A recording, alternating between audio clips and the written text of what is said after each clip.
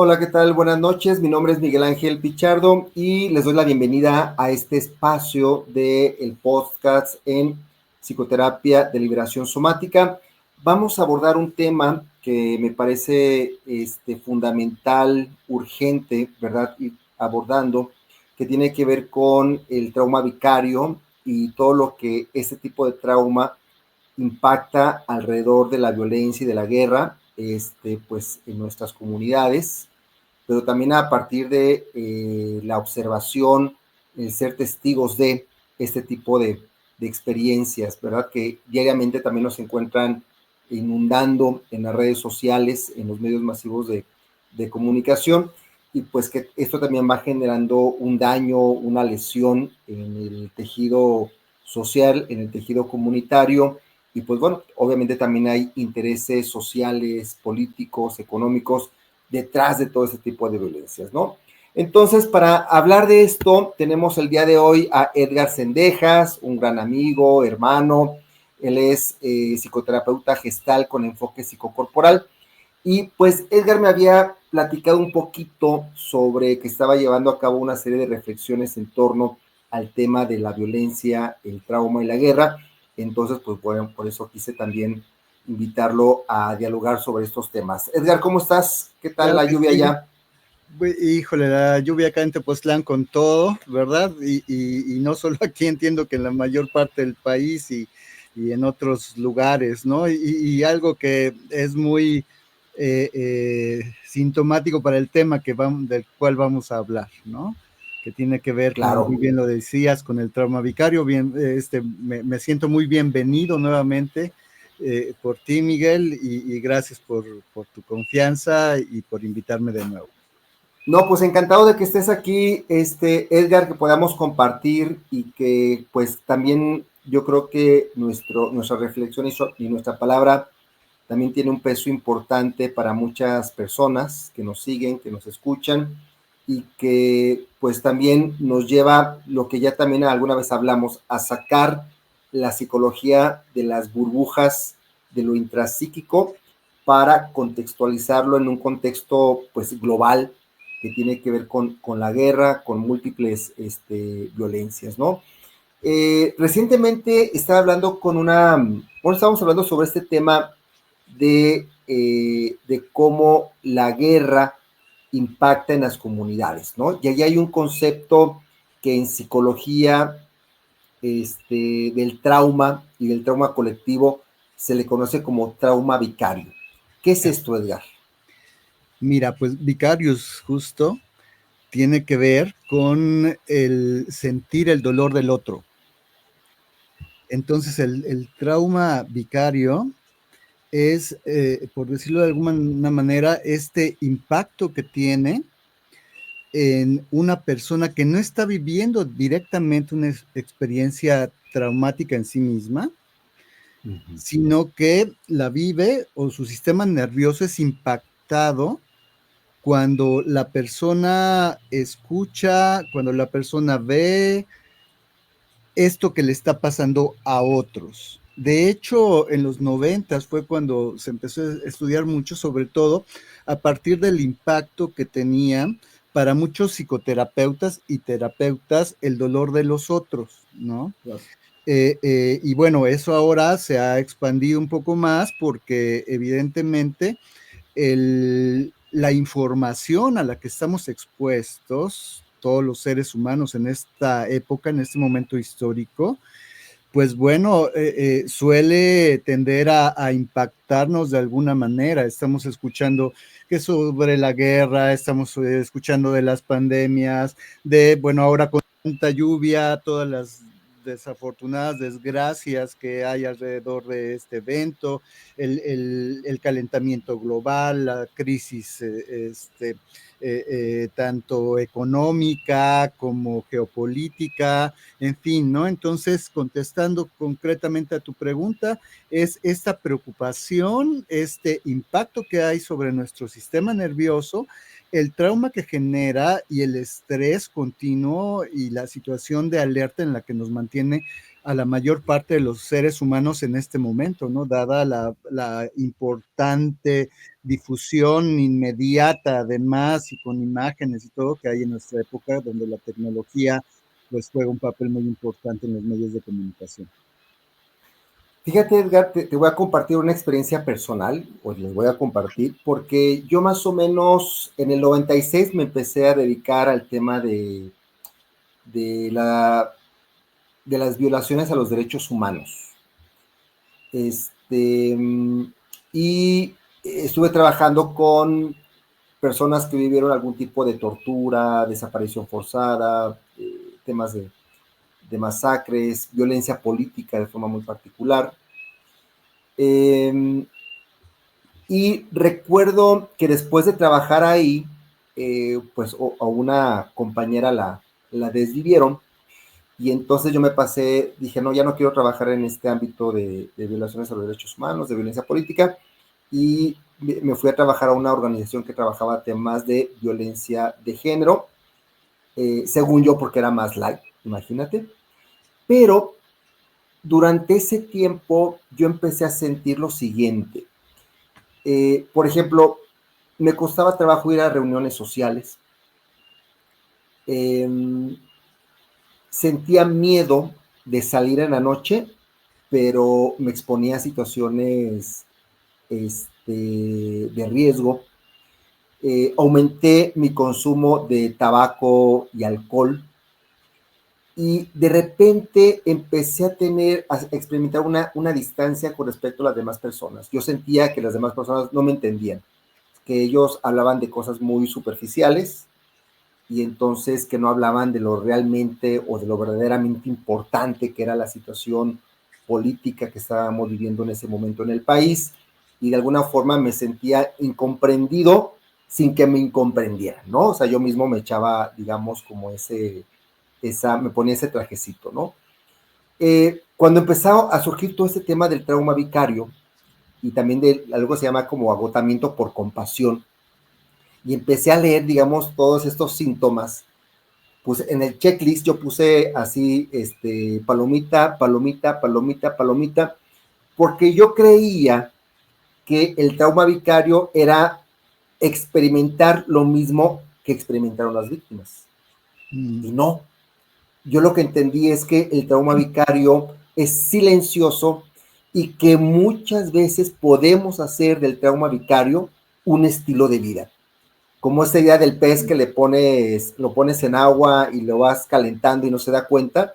De repente quienes trabajamos en este ámbito de atención, de acompañamiento a víctimas, que trabajamos las violencias, que trabajamos las infancias, etcétera, pues nos vamos viendo inmersos hasta ver cierto tipo de películas, tener cierto tipo de diálogos, buscar cierto tipo de información, buscar cierto tipo de personas para hablar con ellos de estas cosas. O sea, ahí hay algo del trauma vicario que yo me atrevería a decir que hasta quienes nos dedicamos a esto puede ser hasta adictivo.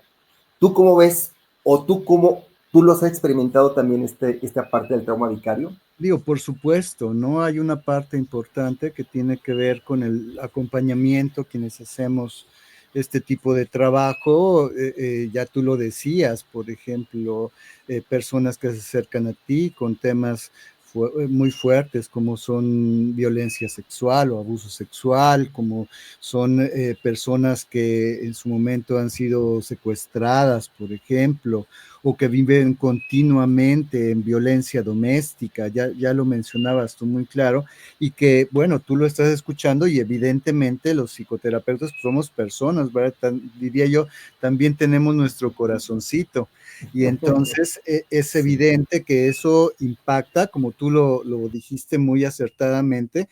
El tema es que cuando lo vamos viviendo sin querer, ¿verdad? Eso va impactando, es decir, sin que sean hechos que nos pasen directamente a nosotros los psicoterapeutas, son hechos que alteran y que ponen en alerta nuestro sistema nervioso, que lo alteran, que lo estresan y que, bueno, seguramente te ha pasado en algún momento después de acompañar a alguien que no pudiste dormir o que se te fue el apetito, ¿no? Que vino un cansancio extremo, en fin, toda esta serie de impactos, porque para el cerebro, Miguel, el tema de la realidad concreta va mucho más allá, es decir, para el cerebro me están contando este problema, yo tengo que hacer algo para tratar de resolver este problema, este tema, este dolor. Y entonces, al final, tú hablabas, por ejemplo, de la fatiga por compasión, esa es una parte. Diría yo que la fatiga por compasión está relacionada con el trauma vicario, pero que no es equivalente, ¿no? Dijéramos que el trauma vicario es ligeramente más grande porque, bueno, la fatiga por compasión en realidad tendrá que ver más con el síntoma. Ya tú mencionaste lo que te pasó en esta experiencia tan fuerte que vivías, ¿no? Que viviste. Y bueno, pues son síntomas que nos dan, digo, no solo a nosotros, ahorita si está bien para ti, pasaremos a lo que está pasando en la gente que no acompaña procesos, que no es psicoterapeuta, ¿no? Pero los síntomas que tienen que ver con ansiedad, con esta fatiga crónica, con alteraciones del sueño, con pérdidas de sentido, con alexitimia o esta desconexión corporal, ¿verdad? O con estados depresivos latentes, igualmente con desconexiones o fragmentaciones con respecto a esta realidad. Para muchos el mecanismo de sobrevivencia ha sido me desconecto de esto, no me importa, no me está sucediendo a mí, bueno, pues así es la vida, ¿no? Y esto genera en el mediano largo plazo, esto que decías, no nos vamos dando cuenta de esta desconexión. Tanto que es muy común ahora y en muchos jóvenes ver que no sufren ni siquiera un impacto cuando hay una noticia mala, cuando hay una noticia dolorosa para otra persona, hay una especie de bajo nivel, ¿verdad? De compasión, de solidaridad, y eso, bueno, es un tema grave que me parece que tenemos que atender quienes nos dedicamos al acompañamiento sobre la salud mental, pero no solo a nosotros, es decir, a toda la humanidad en general. Yo creo que ahorita acabas de tocar un punto muy importante. Yo recuerdo que en mi época de activismo sociopolítico hablábamos sobre el tema de la indignación. O sea, la lucha por la justicia no pasaba por un acto racional, por decir esto es injusto racionalmente, sino pasaba por algo visceral, pasaba por las entrañas. Y Así esta es. capacidad, esta experiencia de indignación nos llevaba a la acción, ¿no? En esta perspectiva de, bueno, no contemplar el mundo, sino transformar el mundo, ¿no? Y esto para muchos jóvenes en aquel momento, ¿verdad? La indignación era un motor, era algo que precisamente era un llamado a la acción, ¿verdad? Entonces, pues obviamente, pues yo me organicé junto con otras personas, hicimos ahí plantones en frente de la embajada de Estados Unidos cuando fue la guerra contra Irak, etcétera, ¿no? Y bueno, ahora está pasando algo muy extraño, que esa capacidad de indignación ha bajado. Sí. Este elemento de la empatía que puede durar 15, 20 segundos y les scrolleas y estás viendo unos gatitos cayéndose, rasguñándose, y le pasas y ves a personas golpeándose y bueno, el algoritmo, ¿no? Pero si hay algo ahí que estamos perdiendo como humanidad en esta era de las redes sociales y del escroleo, ¿no? Claro. A mí me parece que el tema es un tema grave, es decir, no es porque las personas conscientemente estén de manera voluntaria diciendo no me importa esto, no como tal. Ya ponías el ejemplo del pez al que se va calentando el agua y llega un momento en que no se dio cuenta y murió, ¿no? Me parece que este fenómeno tiene que ver mucho con las propias características que tenemos y que tiene nuestro sistema nervioso para la sobrevivencia. Es decir, si el impacto de la noticia que me está llegando tan inmediata, gracias a, como acabas de mencionar, las redes sociales, es demasiado fuerte, mi cerebro va a tratar de rescatarme del dolor, ¿no? Y el problema está justo en ello, que cada día se hace más común. O sea, es tanto lo que nos llega por redes sociales, es decir, ¿cuántos no estamos preocupados por que si la Tercera Guerra Mundial, que si la pandemia, que si el calentamiento global, todo esto que había mencionado hace un ratito, ¿no? Y llega un momento en el que el cerebro dice, no, espérate, escápate de aquí porque está haciendo demasiado para ti. Porque además son noticias que son inmediatas, es decir, hace unos tiempos, bueno, en mi época, te tardabas, hablaban por ahí de alguna cosa, de algún crimen, pero no era tan común escucharlo como ahora, aparte de que, bueno, pues sí, evidentemente también los índices han subido, pero al final el tema es cómo eso ha impactado. Evidentemente vivimos en un momento de mucha desconexión. ¿Por qué? ¿O para qué nos desconectamos? Pues para sobrevivir. Y eso es lo grave, porque entonces en esta dinámica tan vertiginosa de la información inmediata, la tendencia de sobrevivencia del ser humano va a ser esto, mejor me desconecto. Y entonces eso es lo que solemos interpretar como apatía. Y fíjate que dijiste algo que me encantó cuando hablaste de tu militancia. Yo también estuve en algún momento en una Sí, fuerte militancia en el movimiento urbano popular en mi juventud. Y evidentemente había una diferencia, Miguel, y es que esa diferencia nos llevaba a la acción, es decir, andabas de revoltoso a lo mejor, o queriendo cambiar el mundo, o haciendo una marcha, o yendo a apoyar. A mí, yo me acuerdo mucho que iba a visitar a las personas que estaban presas en la cárcel, o a claro. acompañar y hacer comedores comunitarios en niños de ladrilleras y de estos lugares donde se recolecta basura, es decir, nos movíamos a la acción.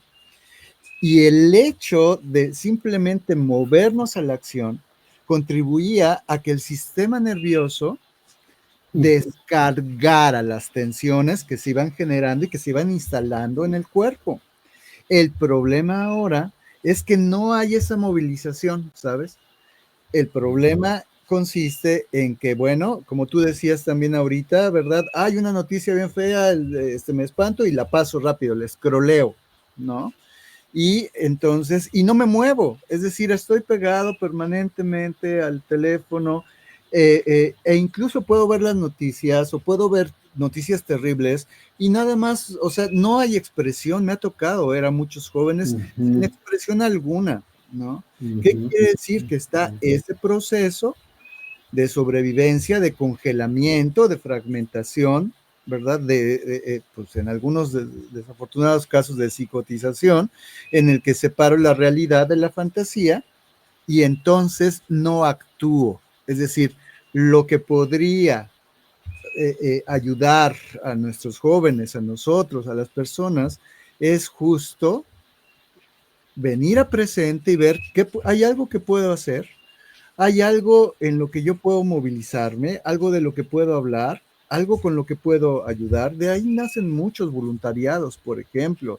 De ahí nacen muchas acciones concretas de transformación que tienen un inicio en transformación personal y que se reflejan. Digo, tú sabes, mi primera carrera es como sociólogo y evidentemente este tema me ha interesado muchísimo, ya como psicólogo también, porque al final, pues bueno, esto que hablábamos en un podcast anterior, ¿verdad? La conexión social pueda regularse, pueda autorregularse y de esa manera ir a la vida de forma equilibrada. Entonces, esta apatía de la que hablas me parece que es resultado precisamente de esta fuerte necesidad que tenemos los seres humanos de huir de nuestra realidad. Y eso es lo que me parece muy grave, Miguel. En el caso de la guerra, por ejemplo, en el caso del calentamiento global, en el caso de las pandemias y del crimen organizado, el tema es que la gente se va alterando, altera su sistema nervioso y entonces sales a la calle y te encuentras con gente altamente estresada. Es decir, no es que se queda en la noticia de lo que está pasando del otro lado del mundo o en Estados Unidos, no, el cuerpo lo vive como que lo estás experimentando tú. Y entonces, ¿qué pasa? Sales a la calle con esta dinámica de alto estrés, de alta irritabilidad, y pues alguien se te queda viendo feo o te le quedas viendo a alguien y se arman los golpes y las tragedias. Fíjate que estaba ahorita recordando, hablando de sociología y de psicología social, esas investigaciones que se hicieron en algún momento sobre psicología del conformismo y la psicología de las minorías activas, ¿no? O sea, planteaban ahí, en muchos sentidos, los psicólogos, las psicólogas sociales, pues han trabajado a favor de los sistemas de dominio, de control, etcétera, ¿no? Entonces se desarrolló toda una psicología, de hecho, hasta una psicología militar, que es la psicología de, eh, como dije ahorita, la psicología del conformismo, ¿no? Que tenía que ver con experimentos donde una persona en un grupo, pues se le hacía creer algo que evidentemente era falso, pero la persona internamente decía esto es falso, pero externamente decía, ah, no, sí, la pared es roja aunque sea blanca, ¿no? Porque todos dijeron eso y entonces tenía temor al rechazo o a la estigmatización o a no formar parte del grupo, ¿no? Y también se desarrolló toda una psicología, que es la psicología de las minorías activas, por ejemplo, de Moscovici, que planteaba la posibilidad que una sola persona podría llevar a cabo procesos de influencia social a través de un cierto tipo de comportamientos o actitudes beligerantes, sostenidas a lo largo del tiempo, etcétera, que a largo plazo pudiera generar cambios en opinión pública, en las estructuras sociales, etcétera, ¿no? Entonces, ahorita que te escucho hablar de esto, no puedo evitarlo, el pensar que este ámbito de las redes sociales, del scrolleo, tiene mucho de psicología del conformismo. Hay documentales que hablan precisamente eso, de las mismas personas que generaron el scroll y que dicen, pues yo no dejo que mis hijos lo vean, ¿no? O sea, los mismos diseñadores dicen, no, porque esto sí está afectando. O sea, por supuesto que hay una afectación nerviosa, como tú ahorita lo estás planteando en términos de sobrevivencia, pero también hay una afectación colectiva en términos de que están generando masas acríticas, ¿no? Eh, en lugar de ser ciudadanos, pues ya solamente somos consumidores. Entonces, yo creo que también detrás de esto hay una crítica política o psicopolítica a la forma en cómo se está manejando la realidad, porque al final de cuentas estas redes sociales son filtros. No es igual escuchar la noticia de la guerra en CNN que en canales alternativos de noticias, ¿no? No es igual escuchar cómo va la guerra en Irán con, con Israel si escuchan los canales, ¿verdad? O los noticieros que están a favor de Donald Trump, ¿no? O sea, si hay ahí un sesgo ideológico en lo que se está transmitiendo a nivel de los medios de comunicación y que buscan precisamente generar este nivel de conformismo en grandes sectores de la población. No sé, pero creo que en parte lo están logrando, pero también están surgiendo resistencias. Aún lo veíamos en el propio Israel, judíos que dicen yo soy judío, pero no soy sionista. Yo soy judío y puedo estar a favor de los palestinos, ¿no? O sea, hay también, digamos, como brechas ideológicas que permiten que las personas puedan disentir de estos planteamientos ideológicos hegemónicos. Sí, sin duda, Miguel. Tomas un tema muy profundo y muy, muy, muy amplio y muy importante también me parece, ¿no? Porque, a ver, esto que mencionabas, ¿no? Una sola persona puede influir a tal nivel en un conjunto o en un grupo de personas, pero yo te diría sí, por supuesto que sí, pero siempre y cuando el receptor del mensaje de este líder le resuene. Es decir, que lo que dice esta persona que tiene un interés particular, de alguna forma le refleje su propia realidad a la persona y toque las fibras exactas, ¿verdad? Que a esa persona va a hacer que reaccione en conformidad con lo que esta persona está diciendo. Pero, o sea, no hay un mensaje de una persona que impacte si si el mensaje no es resonante con lo que esa persona dice.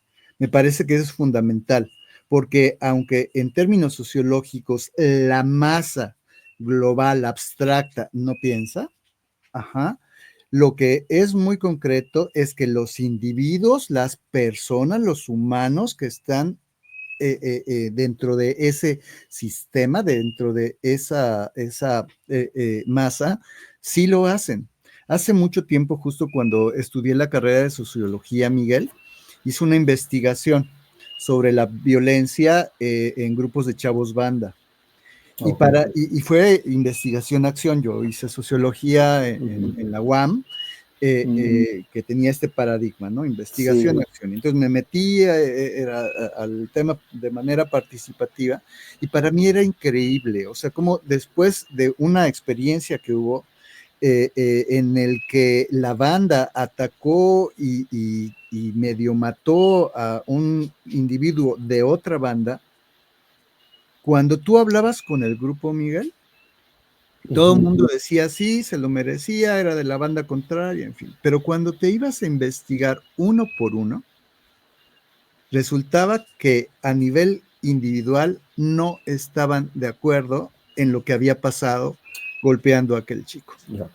Ahí yo entendí lo que era esta parte de esta especie no sé si llamarle en ese caso conciencia colectiva, pero sí de pensamiento, ¿verdad? Global, que se arma en un grupo y que no es la suma de los individuos. Sí, Entonces, sí, me sí. parece, o sea, un tema muy interesante el que planteas, pero sí creo que tiene que haber una resonancia. Es más, yo diría, la propia persona que está tratando de influir a otros parte de una historia y lo podríamos revisar a nivel de los grandes líderes y dictadores y manipuladores de la historia, han tenido historias individuales donde el tema de su crianza, el tema de sus vínculos, estuvieron llenos de tragedias, estuvieron llenos de abusos, estuvieron llenos de muchas situaciones que los hicieron de alguna manera acomodarse. Y otra vez voy al cerebro, el cerebro tratando de adaptarse a una realidad y después comunicando eso a los demás, que cuando resuena, olvídate, pues puede existir terriblemente desgracias y guerras y cuánta cosa te imagines, ¿no?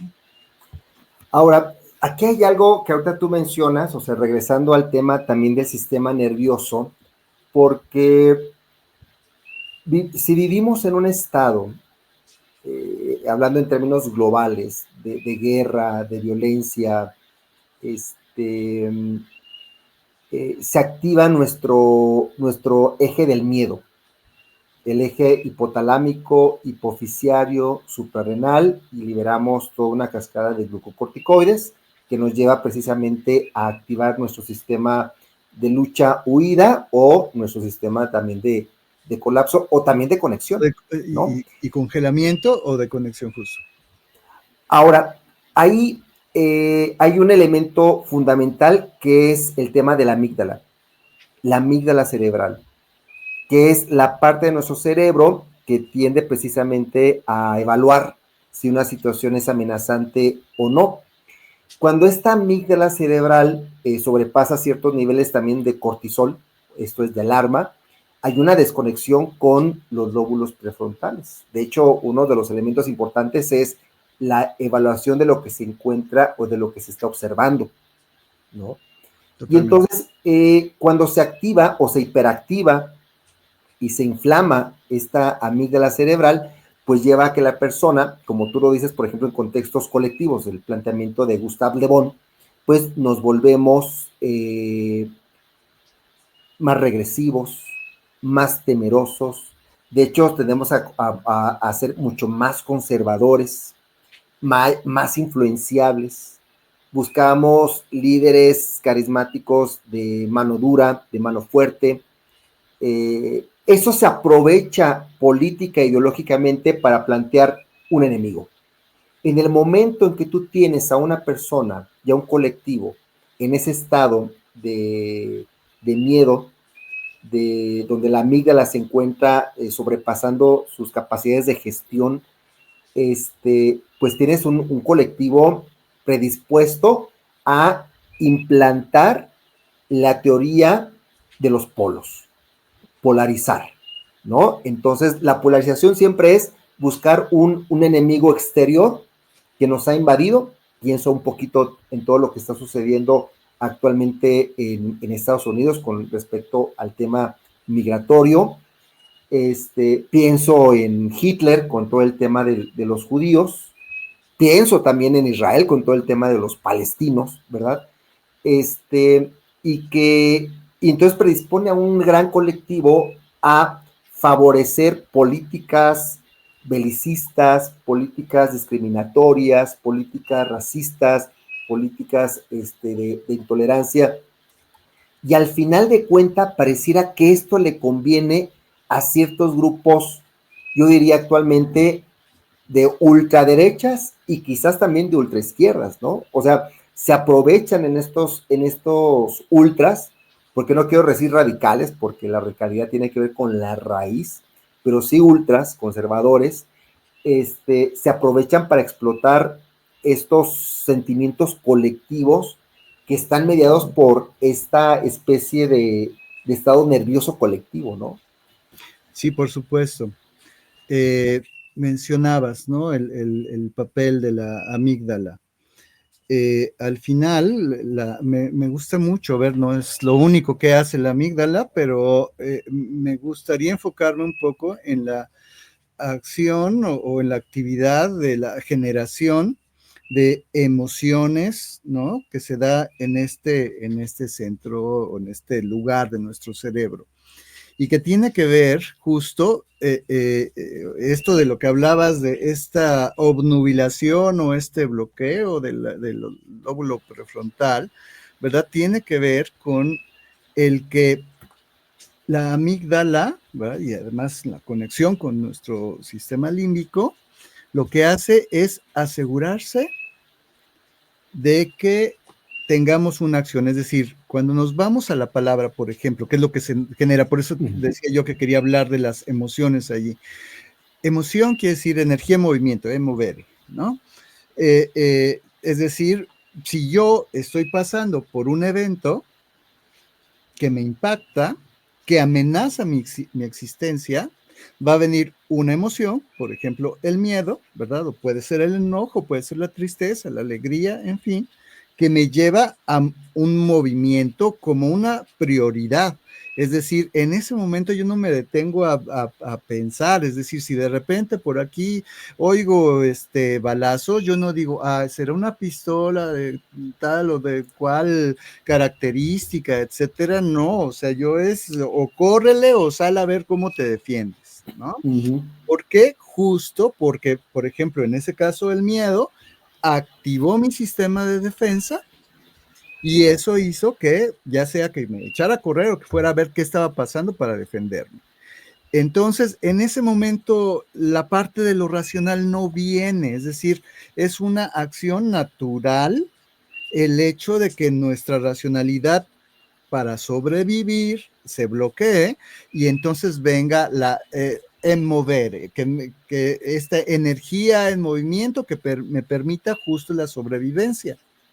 Entonces, digo, y lo acabas de decir también muy puntualmente, sin irme a la parte conspiranoica y todo este asunto que suele también abundar mucho en nuestra sociedad, al final, bueno, es cierto que hay intereses que vienen también generados de heridas, que vienen generados también de inseguridad, que hacen que entonces por un supuesto interés interés personal, porque yo digo que al final ni siquiera es un interés personal,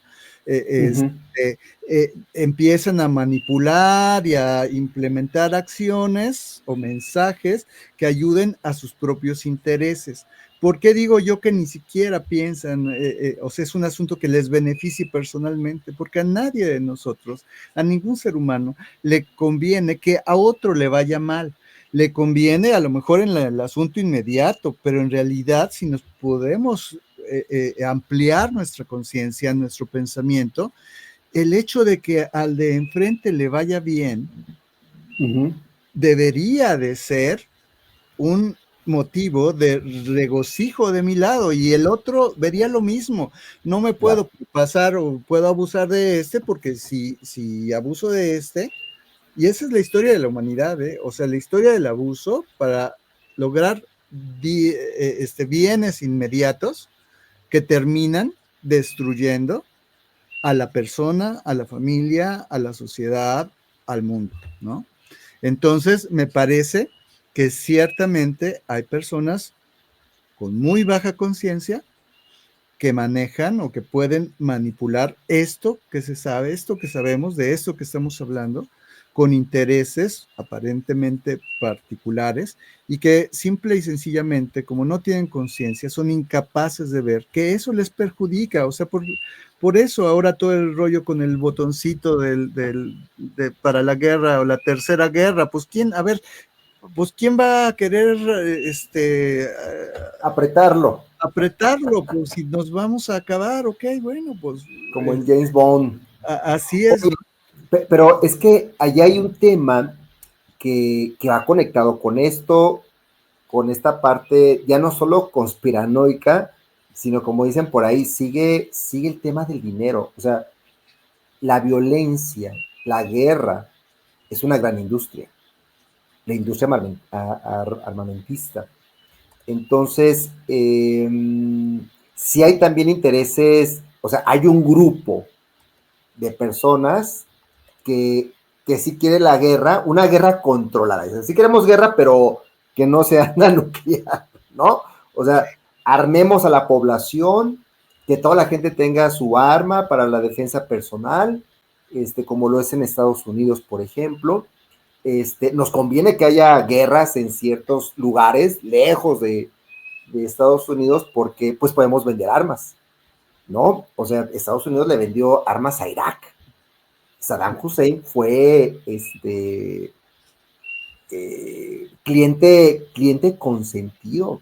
De repente le inventan que tenía armas de destrucción masiva, invaden y pues nunca se encontraron esas armas, ¿no? Entonces, también hay un elemento ahí de psicología política, de manipulación de las masas con este tipo de elementos que ya son de guerra sucia, ¿no? Pero sí hay una parte ahí, intereses económicos que pareciera que le conveniera, o sea, que va en contra de esta idea de la comunidad, del sentido común, del bien común, más bien, en la parte de que es cierto lo que tú dices, o sea, si generamos violencia en un lugar, pues eso también va a tener consecuencias a nivel económico. No va a haber inversiones, por ejemplo, va a haber un costo social de la violencia, como lo hemos vivido también aquí en México, ¿no? Entonces, ¿tú cómo ves lo que estamos pasando ahorita en estos momentos en México? ¿Cuál es tu perspectiva desde esta visión también del trauma vicario, del trauma colectivo? Sí. Bueno, la pregunta es muy amplia, Miguel, porque hay muchos ámbitos. Por ejemplo, el ámbito de la política internacional ahora, ¿no? Que tiene que ver más con una posición que viene determinada por las decisiones externas, en este caso de Estados Unidos, y que sin duda obedecen, yo diría, a una personalidad, en particular en Estados Unidos, abiertamente narcisista, con una historia terrible, igual, personal, infantil, durísima, que resulta incapaz de ver el daño que está haciendo en otros. Y hablabas de guerra sucia, no sé si hay guerra sucia, más bien dicho, no sé si hay guerra limpia, ¿no? Al final el tema es que esta necesidad de pelear con otros tiene que ver con esta parte de reconocimiento personal. En fin, me acuerdo, uno de mis maestros decía, ¿qué quiere? Y creo que es muy difundido. Me decía, ¿qué quiere cuando estudié sociología? ¿Qué quiere alguien que tiene poder?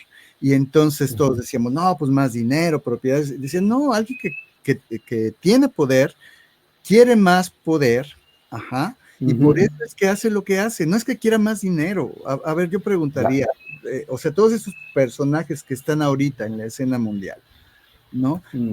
A ver, ¿se van a quedar más pobres o se van a volver más ricos por la venta de armas? Yo diría, ya están en un nivel de riqueza, ¿verdad? Que más bien su actitud, esta política que tienen, como tú bien has dicho, de vender armas, de mover intereses, tiene que ver más con su reconocimiento personal, pero que además roza con temas psicopatológicos. O sea, es muy claro que en ese orden de cosas, en ese nivel de personas, hay un narcisismo psicopatológico terrible. No pueden ver a los otros, es imposible que vean a los otros, ¿no? Y entonces, eso si me voy a la parte, retomando tu pregunta, si me voy a la parte de lo que tiene que ver con estos factores externos que nos están moviendo. Pero evidentemente, en lo que tiene que ver con los factores internos, a ver, todos los políticos, yo creo que no hay uno que se salva de esto, ¿verdad? Tienen como interés tener poder y más poder. Para muchos, el poder puede ser visto como una manera de generar, ¿verdad? Bienestar para los demás. Para otros, y desafortunadamente creo que la mayoría, es solo esta necesidad narcisista de la que estoy hablando, ¿no? Y por otro lado, evidentemente esto pasa por todos los problemas o por muchos de los problemas que tenemos en México, desde asesinatos políticos hasta cuestiones de crimen organizado, hasta cuestiones que tienen que ver con robos del fuero común, cuestiones que tienen que ver más abajo con el consumo de drogas, ¿verdad? Y de alcohol y de cigarro, y también de redes sociales. Es decir, ahora nuestros jóvenes están metidos en el celular porque les está otorgando lo que no tienen afuera, es decir, las grandes dosis de dopamina a la que están expuestos nuestros jóvenes se dan. ¿Por qué? Porque han tenido un vacío anterior de esa dopamina. Por supuesto, tú conoces, eres especialista en cuestiones de adicciones, ¿verdad? Tienes este tema también, o sea, conoces cómo la adicción va llevando a más y a más y a más y a más y a más hasta que completamente enferma a la persona. Entonces, justo por allí va, me parece. Es decir, cuando yo veo el impacto de todo esto en nuestro país, por supuesto, en principio me duele, en principio quiero hacer algo y después también, ¿verdad? Hacerlo desde mi propia trinchera, acompañando procesos individuales y acompañando procesos grupales. Oye, Edgar, y tú, digo, va a ser muy simplista la pregunta, pero ¿qué se logra con atender a las víctimas? Lo digo muy simplista, pero yo creo que es válida, ¿no? La pregunta. Y te lo comento porque hace muchos años, cuando trabajaba en ese tema de violaciones a los derechos humanos, haciendo un análisis crítico de nuestra labor, decíamos, pues metafóricamente, ¿verdad? Pues somos los recogedores de basura de la sociedad, ¿no? O sea, es una expresión muy, muy fuerte, pero lo veíamos así, o sea, el Estado en aquellos tiempos, que era el PRI, después el PAN, etcétera, en el 99 sacamos un informe que hablábamos sobre la colombianización de la violencia en México y nos tachaban de exagerados, amarillistas, ¿verdad? Pero apostábamos precisamente por el derecho a vivir sin miedo, el derecho a la reparación simbólica, el el que los derechos humanos fueran políticas transversales en el gobierno, pero sí nos quedaba la duda un poquito de decir, bueno, ¿y qué tanto podemos hacer en atender a las víctimas? Para ti, ¿qué sentido sociológico tiene atender temas, por ejemplo, de trauma? Bueno, a mí me parece muy importante, Miguel. Ya Reich lo decía en algún momento, ¿no? ¿Cómo podemos acompañar, digo, en mis propias palabras, ¿verdad? A personas neuróticas a salir de ese lugar, a conectarse, si viven en una sociedad neurótica. Y de ahí vendría el revés también de esa leyenda, es decir, porque si no nos quedaríamos en un círculo, ¿verdad? Que para nada nos ayudaría a tener esperanza en la vida. Es decir, si ayudando a una persona que tiene una problemática particular, una víctima, por ejemplo, como mencionas, no voy a lograr nada a nivel del grupo social o de la sociedad, pues entonces mejor ya para qué le ayudo, ¿verdad? O al revés, ¿verdad? A ver, en este mundo yo me encontré justo entre la sociología, porque mi idea era cómo puedo ayudar a transformar el mundo a partir de esta confluencia, de este encuentro y este vínculo entre las personas, hablando de grupos. Después me di cuenta, pues, también es súper complicado desde ahí si las personas que están en esos grupos no se sienten libres, no se sienten integradas, no pueden tratar sus propios temas. Entonces yo diría que es, que es un gran tema y que sinceramente yo no tengo como tal una respuesta tal cual. Lo que sí he visto, Miguel, continuamente, y se lo digo a muchas de las personas a las que yo acompaño, es que cuando cada persona trabaja en sí, al menos 2, 3 de alrededor empiezan a resonar con esa persona.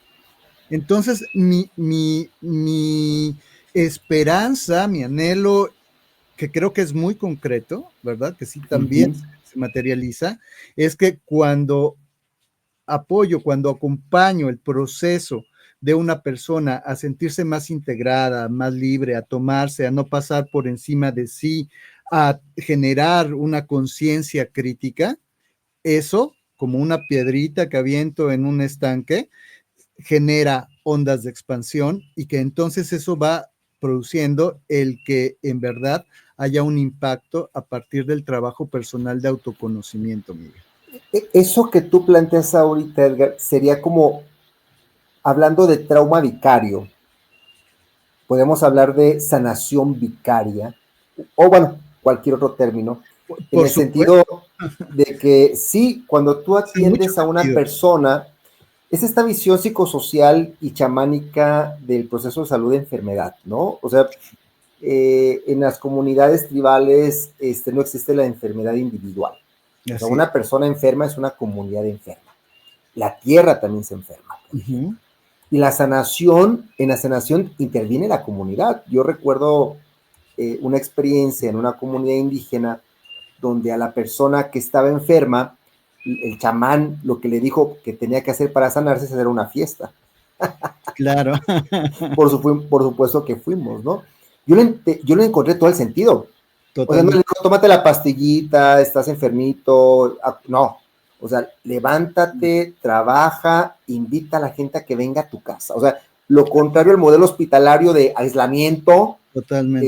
de subjetivarte, colocarte una batita, tratarte como un paciente, darte un Sí, medicamento, ¿no? claro, Entonces, totalmente. él recuperaba también su conexión con la comunidad. Al final de cuentas, este es uno de los temas importantes, ¿no? La interconectividad. Entonces, cuando tú hablas de esto, yo digo, hay que pensar también en esta parte de la sanación vicaria. O sea, esto que tú dices de cuando se trabaja con una persona y logra resolver, transformar, sanar, como lo queríamos llamar, el trauma y la violencia, eso también está impactando a nivel transgeneracional y a nivel precisamente de los sistemas sociales, ¿no? Sí, Totalmente, y me no es, parece muy, claro, muy importante esto. sí, por supuesto, perdón, Miguel. Sí, por supuesto que tiene que ver con un cambio de paradigma sobre cómo pensamos la salud.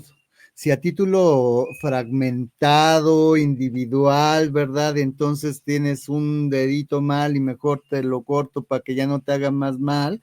O si vemos tanto al individuo como a la sociedad como un sistema integrado, interlazado, ¿verdad? Interconectado. Y esto, bueno, pues es en el ámbito, me parece que lo mencionaste muy bien, en el ámbito chamánico, es justo se da una perspectiva global, integral, ¿verdad? Holística, pero no mágica. Es decir, hay un porqué y un para qué el chamán recomienda lo que recomienda y tiene que ver con el espacio, con la naturaleza, con la persona, con la comunidad. Entonces, no es algo que esté fuera de este pensamiento de psicológico, humanista, como el que tú y yo compartimos, ¿verdad? En términos de lograr justo contribuir a que las personas se observen como un ente total, conectado, interconectado. Y desde allí también no irse a lo mágico cuando hablamos de transgeneracional, no, es que si en mi historia yo trabajo en mí, en mi autoconocimiento, me transformo, eso va a impactar en mis hijos, en mis nietos, en mis bisnietos. No es mágico, es un asunto, ¿verdad?, en el que voy transmitiendo, yo diría hasta genéticamente, el bienestar y el equilibrio a las futuras generaciones, que es lo que creo que nos ha fallado en mucho, sin hacer un juicio así nada más, ¿verdad?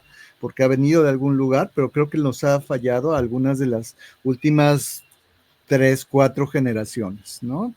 No hemos pensado hacia adelante. ¿Te acuerdas, Miguel, cuando hicimos el proceso en el que nos conocimos y nos acompañamos, nos decían, es que esto que están haciendo ustedes ahorita, no va a ser ya para ustedes, porque ustedes ahora sí que ya están medio medio malhechitos, ¿verdad? Va a ser para las generaciones que vengan. Para muchos de ustedes, ni siquiera a mí me lo decía aquella maestra conocida por ambos, me decía, ni siquiera va a ser para tus hijos, pues tú esos ya les ya les diste en la torre. Ya les diste en la torre, ¿verdad? Pero pues para tus nietos sí. Entonces tenemos que pensarnos, Miguel, creo yo, en que no somos nosotros, es nuestra comunidad, bueno, nuestra familia, nuestra comunidad, nuestra sociedad, nuestro mundo, y eso es lo que le podemos regalar, ¿verdad?, a las generaciones futuras. Claro.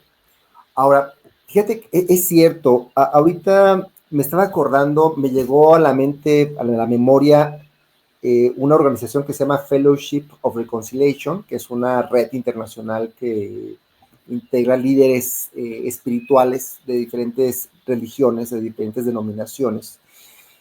Y esta red internacional trabaja precisamente por la promoción de la paz y de una cultura de la no violencia, ¿no? El ahimsa, jainista, el ahimsa del hinduismo, del yoga.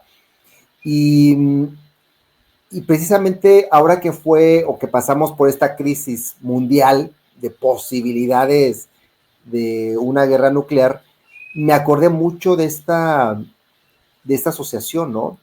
Porque precisamente era un llamado a la acción, no necesariamente de manifestaciones, que sí lo hay, pero más allá de una acción política que reaccionara hacia un evento político, también había este llamado a construir una cultura de la paz y una cultura de la no violencia, ¿no? Que yo creo que también ahí está esta parte de decir, sí, trabajar contra la violencia, curar el trauma, pero también es importante cómo promover sistemas, culturas, pienso mucho en ese tema de los narcocorridos, de esta cultura machista, violenta, que se sigue consumiendo, que aparte en muchos sentidos, pues está muy padre en términos de los ritmos, ¿no?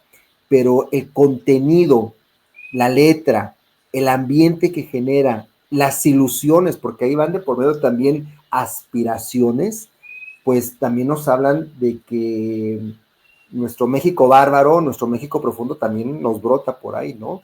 Y que es importante trabajar también en ese sentido a nivel social, a nivel, desde una ética política de la no violencia. Absolutamente, ¿verdad? Se requiere un trabajo muy integral, muy completo, y yo creo que una de las de los grandes retos que tenemos como seres humanos es trabajar hacia nuestro presente más que hacia el futuro o que al pasado, porque cuando estamos en presente hacemos lo que toca, es decir, hacemos lo que se necesita, ¿no? De tal forma que entonces cuando nosotros nos dedicamos, ok, a ver, hay estas necesidades comunitarias, hay estas necesidades individuales, vamos entrando en esa chamba, vamos colaborando, vamos liderizándonos con cuestiones que son muy concretas, muy materializadas, ¿no? De tal manera que entonces, de hecho es algo que yo sugiero mucho a las personas a las que acompaño. Ok, estás viendo toda esta serie de temas, de problemas mundiales, de problemas en el país. Ok, ¿y qué querrías hacer con eso? ¿Hacia dónde querrías dirigir tus esfuerzos? ¿Por qué? Porque eso es presente, eso es arraigarte en la vida, ¿no? Entonces me parece que cualquier perspectiva que pretenda colaborar en este momento requiere de acciones concretas en presente, ¿verdad? Para correlacionarnos, para conectarnos, para estar saludables, para solidarizarnos con los demás, ¿verdad? Empezando, pues bueno, por nosotros mismos y pudiendo, evidentemente, entrar en procesos, entrar en grupos que ayuden a esto. Tú tienes muchos grupos a los que acompañas donde trabajan pues todos estos temas y que me parece pues súper importante la labor que haces desde allí, ¿no? Entonces, gracias. Así haciendo, aportando estos granotes de arena, estas rocas, ¿verdad? Como las que tú aportas. Muy bien, muchas gracias, Edgar. Bueno, Edgar, pues ya vamos finalizando. Ahora sí, casi Sí. nos echamos la hora, ¿verdad? Pero es que son temas muy interesantes. Y hay mucho ahí que, digo, el tema de la psicología política es un tema que a mí desde la universidad me fascinó. Y en particular el tema de la psicología de la violencia y la psicología de la guerra, pues tiene muchas aristas y en este momento, en esta coyuntura que estamos viviendo a nivel nacional e internacional, creo que es muy importante realizar este tipo de reflexiones. Te agradezco, Edgar, por Sí, tu sí, sin duda. participación. Sin duda. Uh-huh. No, a ver si Dino, de adelante. No, te decía que al contrario, muchas gracias. Ahora entramos además en temas que a los dos nos sintonizan mucho, entre lo Sí, sociológico, lo psicológico y hasta lo politológico. Entonces me siento realmente agradecido y bueno, pues espero que esto que compartimos ayude a provocar a quienes nos escuchan para moverse exacto, en consecuencia, para poder entrar en procesos de autoconocimiento y de compromiso de conexión social. Gracias. exactamente. Háblanos de tu página, Edgar. Bien, bueno, tú sabes, yo me dedico sobre todo a la parte del acompañamiento individual y el acompañamiento grupal también. Doy cursos y talleres de autoconocimiento y la página que tengo junto con mi esposa es Abundance, con O, abundance.mx. Están invitados, ahí tenemos, No es .com entonces. no es .mx, Oh, mira, no te ok, preocupes. Sí, es abundance.mx. Aquí pueden ver mi red social. Bueno, a través de esta red social también comparto varios de los temas que abarco. ajá, Y bueno, tenemos en la página de internet, tenemos una ahí está, sección. ahora sí, esta es. Perfecto. Hay un área de de blog, en donde continuamente estoy subiendo reflexiones. Tú hablabas hace un momento al principio de este artículo que estoy elaborando, que trata justo sobre temas de trauma vicario, que se llama Cuando las heridas no son nuestras, pero nos duelen. Entonces, ahí compartimos, ahí platicamos, y bueno, estoy en redes sociales como Edgar M. Cendejas, en Facebook, en Instagram, sobre todo, y pues bueno, ahí me dará mucho gusto conocerme con tu público, Miguel, y con todas las personas que te siguen. Muy bien, Edgar, pues muchas gracias, te mando un fuerte abrazo, Edgar. Que estés muy bien, buenas Miguel. Noches, gracias, buenas noches a todos y a todas, y nos vemos en el siguiente capítulo. Bye.